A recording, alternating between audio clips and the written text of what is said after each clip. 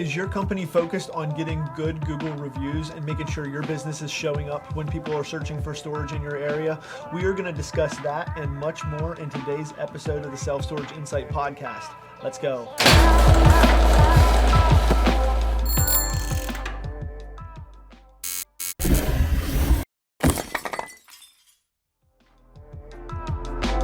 Welcome to the Self Storage Insight podcast. Today I'm joined by Peter Smyth with White Label Storage and Local Locker. And Peter, so excited to have you on the episode today. If you don't mind, could you give us a little bit of your background and kind of how you guys got started in self-storage? Sure. I guess I'll start with the business.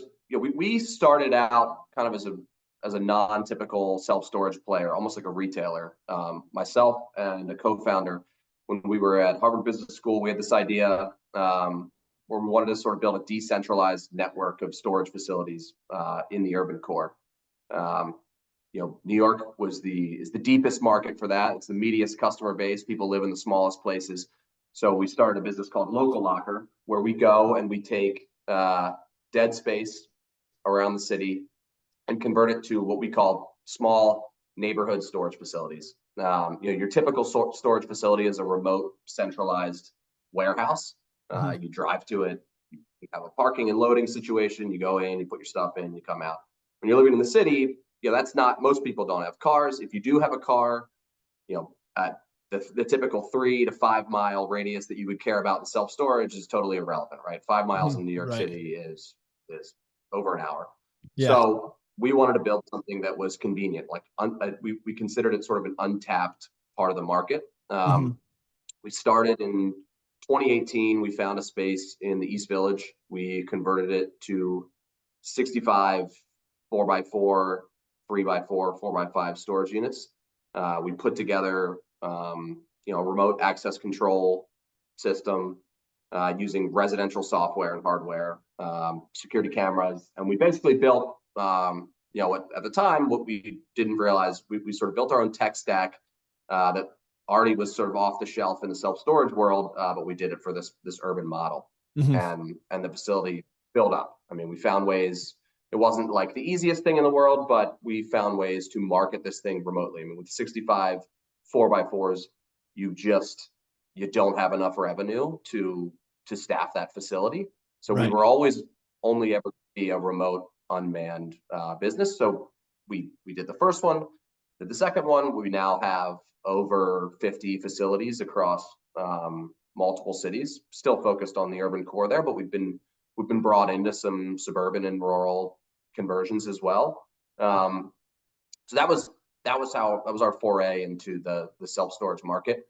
And then about 2 years ago, we got into traditional self-storage when one of our investors had an office building in suburban Maryland, in Towson. Said, hey, I've got a piece of my building. All of my parking is already allocated to the rest of the office tenants. So I've basically got an unrentable office space in the building.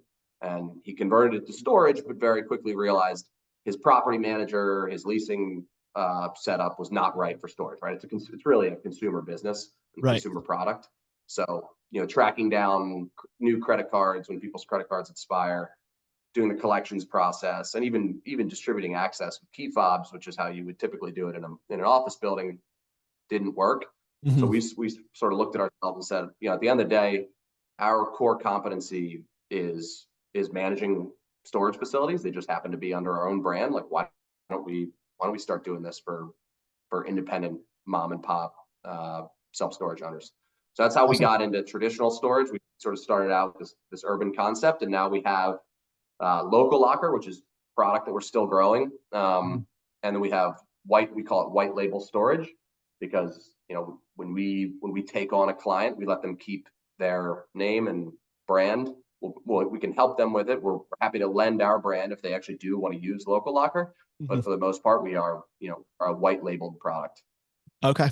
And then with Local Locker, how much time and stuff, I guess, did it take with your initial building that you built when you're building out a facility of 4x4s, right? To get the layout right. Did you guys do that yourself, or did you bring somebody in to kind of do the architecture or the layout of the facility? Yeah, no, we did it ourselves. I mean, so we walked plenty of of assets. We started with like, if you go into a Manhattan Mini or a Public Storage, what is the smallest unit in there? Mhm. And what they call lock, right? Either sometimes it's cages, sometimes it's, it'll actually be like a roll up door, but it's a 4x4 tends to be, and sometimes it's a 4x4x4, like reduced height, which we do. Right. We've done a few of those here and there. But we were like, look, we want to take the smallest part of the unit mix in a traditional self-storage facility, and we want to make essentially just like a accessory use storage amenity, really, in that's Mhm. walkable. And I mean, one of the things that is an inherent sort of mitigant to doing larger or traditional unit mix is we don't have parking and loading. Mhm. People, the way that you'd have to lug this stuff into our spaces doesn't, even if we could, provide a 10 by 10, it just wouldn't be a good customer experience. Right. So it's a trade-off. I mean, we're catering to a different customer. A competitive product to us is actually probably more likely to be like in building storage, which again, that tends to be 4x4 cages. Right. Um, and so we just decided to model the sort of test fit after that typical layout. I am really curious on out of your customer base, how many people end up renting more than one locker from you, with them being that small of size in the city? Yeah, quite a few do. I mean, like storage is as you know, so it's a consumer culture. So somebody will rent one and then realize they've used the entire unit, and then they go and Right. they rent another. We do have some retailers will use us for backstock. I mean, we have a lot of different use cases. In some cases, we are just the manager of a dedicated building storage product. We've gotten into that a bit. Sometimes we're converting garages, and then obviously we're in the traditional self storage world. It's the same as I'd say it's probably the same as the there are a couple power players or power users at every type of facility that we manage, whether it's a rural asset or an urban Mhm. asset. There'll be, maybe 10% of the unit mix is going to be multiple people having multiple units. Mhm. So with kind of making the move then into remote management with white label storage, right, from Local Locker, how quickly, I guess, did you realize how much opportunity was there, and how much of your business focus is it now versus focusing still on building the Local Locker brand? Yeah. So it's a big market, right? They say there are 50,000 self-storage facilities in the US, maybe more than that. I mean, when you start to throw in boat and RV, Mhm. and then a lot of the unlisted stuff, I think it's closer to 75. I mean, we actually have spent some Right. money sort of scraping that data. And Mhm. if you think about it, if you think about the market as sort of a pyramid, where the top of the pyramid, fewer number of assets, are the institutional sort of REIT managed assets, right? Just Right. indoor, climate controlled, over, for over 40,000, well over 40,000 square feet, maybe 100,000 square feet. Mhm. Then you've got, at the bottom of the pyramid, that's everything we want to manage. I mean, like we were like, look, let's build a model around the stuff that no one else will manage, because we would consider our urban locations kind of to fit that mold, right? They're too small. Right. The economics are hard to make work. Mhm. So back to your question, like how much do we spend? We're still growing Local Locker. It is it's let's call it a asset semi-light business. Mhm. We do have to pay for build outs there. So you can't Right. just close. And also for that product, every individual location, it's kind of like doing very small acquisitions deals. Like you need to underwrite each one independently. So scaling that business is more challenging because there's not just a flywheel spinning. Right. You need to be pretty prudent about each decision you make there.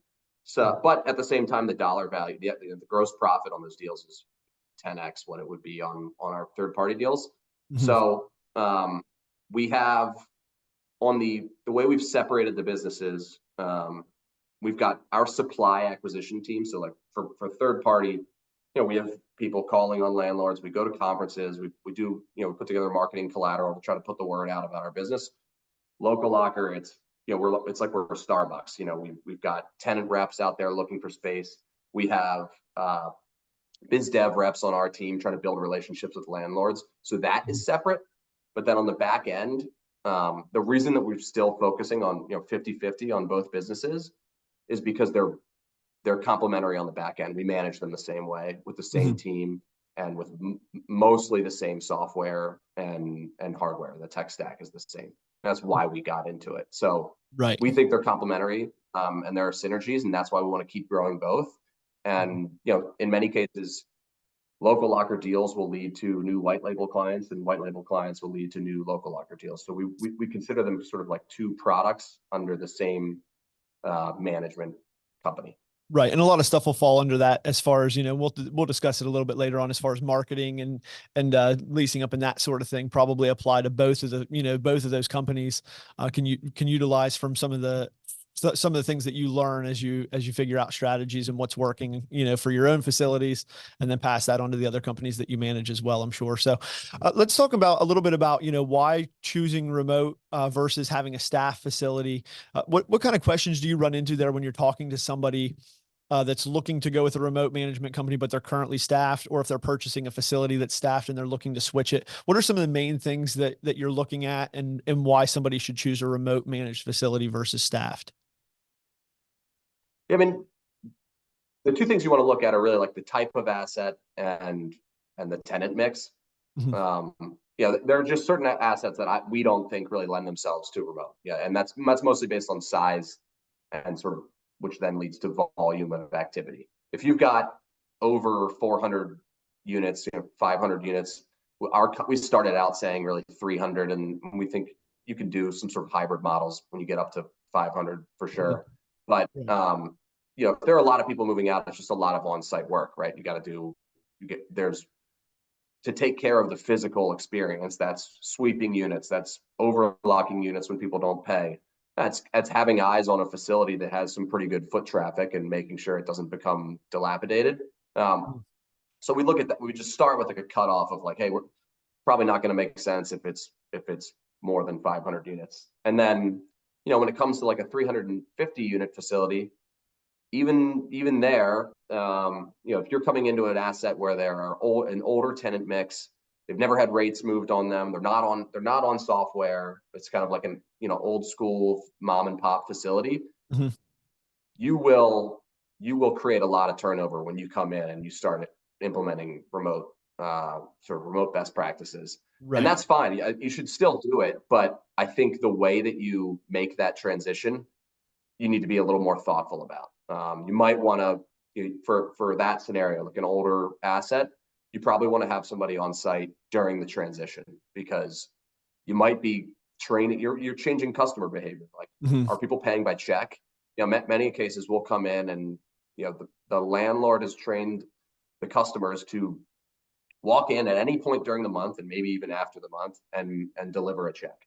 And that's hard to, if you're coming into it as a syndicate or like a small private equity player or a sophisticated investor, that's just not going to work if you need to make debt service payments, and it's not an effective way to manage cash flow.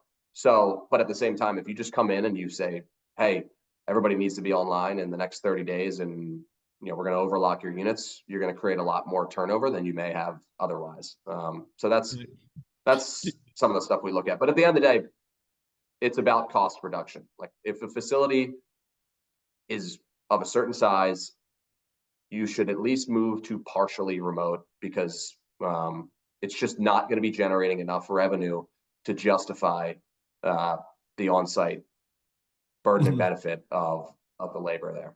Right. It could be as high as like 50%. I talk to people all the time that are interested in getting into storage, or they just bought a facility and they have no idea what they're getting into yet. As far as, there's this misconception still that, it's just this passive income that I'm going to get because I own a facility, and they're not even looking for a huge time investment, but they're going to have to put a huge time investment in, buying a mom and pop facility and thinking you can just, turn profit on it. There does require somebody to be managing that facility, whether it's you or outsourcing the management. So I always like to mention that, because I'm still amazed at how many people I talk to that think that storage is just this easy asset to run, and you're just going to bring in a lot of money from it. Yeah, well, that's the interesting thing about when people call any real estate asset passive. It's like the asset itself is inherently, the income is passive, right? You have a recurring revenue stream where you don't have to. It's not a clothing company where you have different seasons and you need to market different products. Like, when somebody's in place, they pay rent on the first of the month, Like the beauty of storage is like the sun comes up and people pay rent on the first of the month for the most part, right? Mhm. Right. And but as soon as you start operating the facility yourself, that's an operating business. So I think what's important to clarify, like the passive piece of real estate ownership is the ownership part, not the management. So you need to make a decision. Do you want to be a manager or do you want to be an owner? And if you're an owner operator, you know that that's not a passive. Mhm. Again, you're managing a passive asset, but there's still the management piece of it is a services business. So Right. we often find it's not even financial motivation that leads us to a lot of our customer base. It's folks tired of, they'll set up a call forwarding service and take tenant like lead calls from customers on their cell phone as the owner. Mhm. And the problem that's actually how my co-founder and I started Local Locker, like just to, one, because we didn't have the money, but Right. two, because we wanted to learn, the different customer needs if we answered the phones ourselves. And the problem there is then you start to hear every reason why somebody can't pay. Mhm. You start to build personal relationships with the tenants, Yep. and it becomes harder to get people to pay on time, pay late fees, kick them out. They start to have different expectations of you. So we often get folks that just throw their hands up and say, "Look, I'm ready for somebody else to manage," Mhm. and they haven't even thought about the benefits from a cost reduction standpoint as well.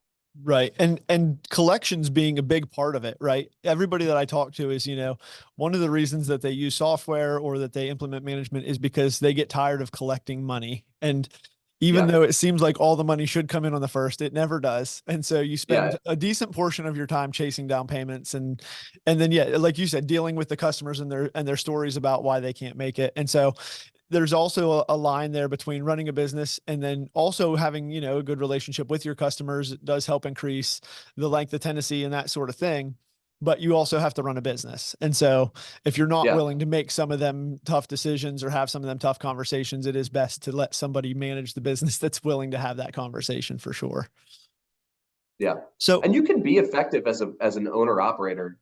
It's just not scalable. mhm, So, if you own the facility and you can negotiate, and you're willing to negotiate every single time somebody calls for a unit, uh, you're in control of those rates, right? So you might actually be able to increase your conversion rate on leads.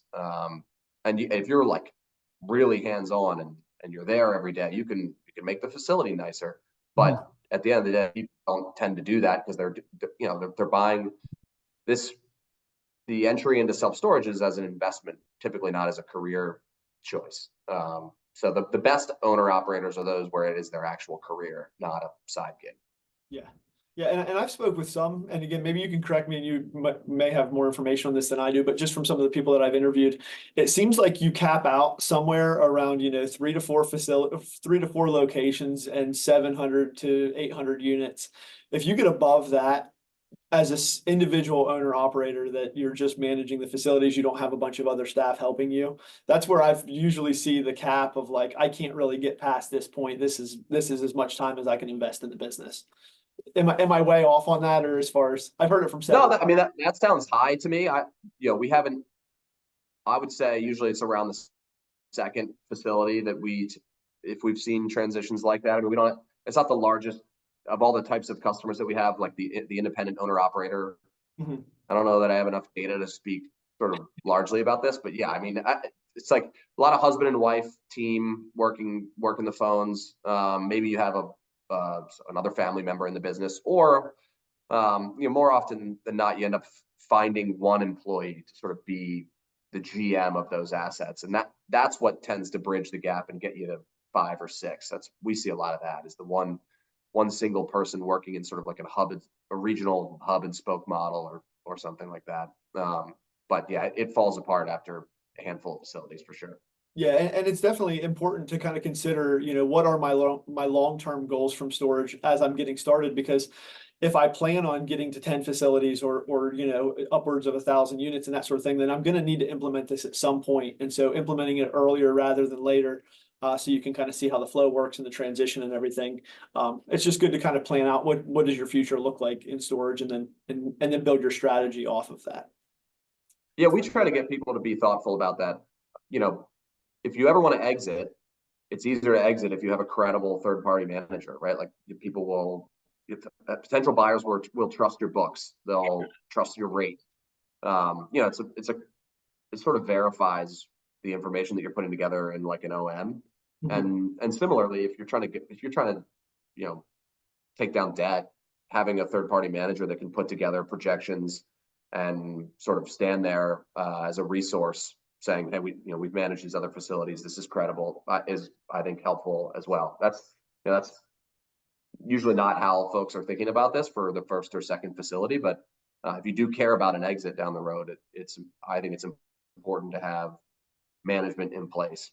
Yeah. And it's definitely more valid than the Excel spreadsheets and the leases on paper in a filing cabinet. And yeah, we run into that sort of thing all the time as we're working with facilities that are transitioning, and that can be a nightmare for everybody involved, for sure. So Right. So Right. as far as implementation, when you guys go in to take over a facility, how long does it typically take to be up and running with your services? So if I'm an owner and I'm looking to have you guys start managing my property, what can I expect in terms of me being a little more hands off? Yeah. We say 30 days. You know, we've actually onboarded facilities sooner. If you're already on some sort of software that we can use, you know, we can be a little hands-on, and we can just plug into whatever you've got during the transition. We've had people who've asked for that, and we've done it. It's not the easiest thing to do when you plug in day one, you're not on your own tech stack and you're sort of familiarizing yourself. But I would say 30 days. And the 30 days comes from, if you're making a software transition, it takes that long to get those things lined up. There's everything from taking over the domain to porting phone numbers to setting up a facility management software. I mean, any of the storable products, like, you're just not going to turn it around. And you're a little bit beholden to whatever their pipeline looks like. Right. So those are the critical path items that would keep you from opening day one. The rest of the process is really information capture. It's utility providers, any on-site staff that you want to keep in place. It's laying out the tenant mix, understanding, are people paying? How are they paying? The more offline that you are, the longer it will probably take. So you just need to set expectations. But if you're moving from SiteLink to storage, or you're moving from ESS, or if you're already on whatever web self-storage, it just makes it a lot easier, because you can go in, you can look at the past ledgers, you can sort of get an understanding of the type of asset that you're wrapping your arms around. Okay, awesome. Yeah, that's great information too. In terms of helping companies lease up, what have you been seeing? So I know, like, a year and a half ago, people weren't even that concerned about it, right? The supply was just, there was more demand than supply. Everybody was filling up their facilities, it seemed like, and they could raise their rates to whatever they wanted, and people would still move in and stay. And so over the last 18 months, it seems like that's taken a big shift. There's more supply available. The move-in rates have dropped a little bit. What have you seen in terms of marketing that has been the most successful for you guys in getting units filled? I mean, there's the kind of blocking and tackling that you just have to do at every facility that we find to be effective, and you see the benefits of that right away, regardless of the market. So we'll just start with, there's having a good website with good website architecture, or your H1 and H2 tags, looking at what the search results are, or the search volume is in the area, and just making sure that you've got the right information on the site. Having the information correct on multiple, on Google, on Bing, and all those things. Having good signage with actionable information. So do you have oftentimes it'll be a small monument sign with an old website or the wrong phone number, and like, those things matter. Every when you're getting, especially for anytime you're working with like a drive up remote facility, it's probably not in a tier 1 market, right? It's probably some place that doesn't have a ton of search volume. So in everything about that could increase conversion matters there. And then the two most effective paid strategies that we've seen are cost per click, just Google ads, and then spare foot. I mean, those just, you have to play that game a little bit. And if to have a good team sort of managing ads is important. But pivoting to kind of your question about the market and a weaker market right now. I think price is probably the most important tool in a market that is experiencing kind of a lack of demand or maybe or oversupply. And a good example is if we're in a submarket where there's an extra space and they're doing the rate cut, the sort of ambiguous promo rate, it really makes it hard to play the game. And like it's forced us. We never liked doing that because we care a lot. We care a lot about reviews. I think reviews matter more than folks would have you know on the SEO front. And when you put somebody into a unit and jack their rate like right away and then jack it again a couple months later, that's tough. So that's why we've always tried to avoid the sort of promo rate game. But in those markets, everybody's doing it. It is really hard to convert customers if you don't play that game as well. So it's kind of been a bit of a race to the bottom. And so, I'm calling it an effective marketing tactic is, I'm hesitant to call it that. It does put people in units. I don't know that it's, and I don't know that it's good for the industry that's happening, but it is what it is. You got to play, prices are it's storage is a commodity. It's price and location. And when somebody else drops their price and has sort of same store asset, you got to do the same thing. Yep, absolutely. I do have one question. I didn't send this one over as far as just to kind of get your thoughts on it. I just like to hear with your local locker company and the facilities that you guys own. Have you had any crazy experiences or any tenants that really stick out in your mind of like a wild circumstance you ran into with that? Oh boy. Yeah, I mean, we got a bunch of them. I'm trying to figure out which ones we can share. Some are maybe not good to share. Right. So in the early days of Local Locker, we were the site managers, we were the customer service, we would sweep the floors, and one of the things like that we didn't even really know coming into the industry was that folks tend to use storage facilities as residential, as a lower cost way to live, and a hybrid in between there, at least in an urban setting, is that we found that we came in, we're like, nobody's doing 24/7. We'll do 24/7 storage will be a differentiator for us. Mm-hmm. Very quickly found that encourages, anybody who wants to be there after 9 o'clock is probably a tenant that you don't want unless there's some unique circumstance. So we became, in our first few facilities, sort of a hangout hub for bike couriers like DoorDash and Uber Eats folks. So had to break up a couple late night parties in the storage facilities personally at like 3 a.m. Alex and I went in there. We're like, man, what are we doing with our life? We're about to go like the bouncers of this facility. Fortunately, it came out unscathed, but we were no longer 24/7 after that, and we found other ways to mitigate bad tenants as well. But that's just part of the learning process. That's funny. I would have thought that you wouldn't have probably ran into that trouble. Like typically, it's with larger units, where somebody's trying to stay there or be there after hours, whatever. But with the 4x4 space, it wouldn't seem like it would entice that as much. Yeah, no, I mean, like I think a couple of the fellows went in on a locker together and then sort of used our facility as a nice warm hangout spot. If you're in the middle of the night, not a lot of coffee shops open. Right. No, that's awesome. Well, hey, Peter, I want to thank you again for your time today. If somebody wants to get in touch with you on the white label storage side or just to ask you some questions, what's the best way to reach out? Yeah, sure. I mean, you can just shoot an email. If you go to whitelabelstorage.com, you can fill if you're a potential client, you can fill out your information there. sales@whitelabelstorage.com. We've got a number there, and we'll find you if you reach out. So I would just go to our website and follow the prompts there. We'll capture your information, and somebody from our sales team will reach out. Awesome. That's probably the easiest way.